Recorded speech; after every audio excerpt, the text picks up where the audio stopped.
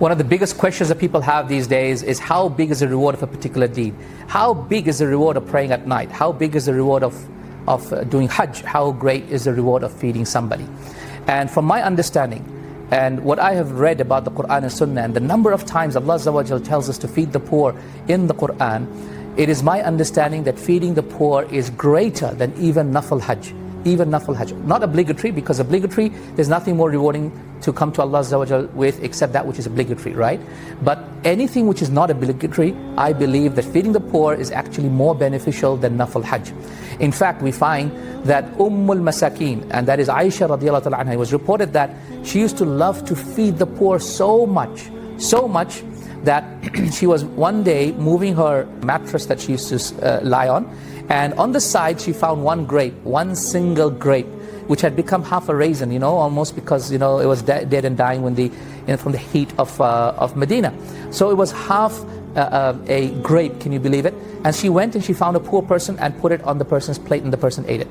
And so it was at that point that the servant of Aisha radiallahu ta'ala anha said, Ya Ummul Mu'mineen, it's just a grape, it's just one grape, and it's also gone off. He said, how many atoms of good are in it? And then she recited the verse, وَمَنْ يَعْمَلْ مِثْقَالَ ذَرَّةٍ خَيْرًا يَرَهُ. And whoever does an atom's weight of good will see it. And so that is how we should think. How many atoms of protein are there in that food? How many atoms of carbohydrate? How many atoms of food particles are there? Allah will give us reward for every atom.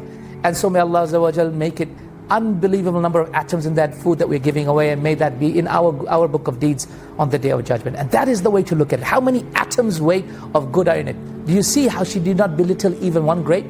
In the same way, it was reported that Abdullah ibn Mubarak radiallahu ta'ala anhu, one of the great scholars of Islam, who was a scholar of hadith and also a mujahid, someone who used to fight in the cause of Allah, he was very charitable. He was taking a lot of his students for Hajj with him once.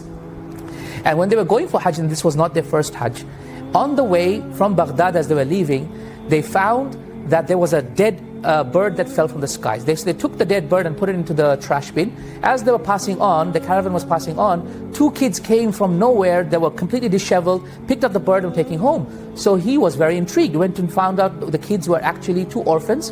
Their father was killed, their money was taken wrongfully, and they were now hungry for many days. They had nothing to eat, they were about to eat a dead bird. What did Abdullah ibn Mubarak say to his servant? He said, oh, so and so, how much money do we have? We said, we have 1,000 dinars.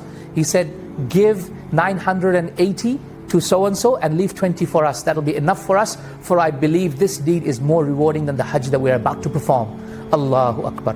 My brothers and sisters in Islam, he who runs to look after the poor and looks after their needs is like the person fighting in the cause of Allah. Attain the status of a mujahid by looking after the poor in the month of Ramadan and beyond.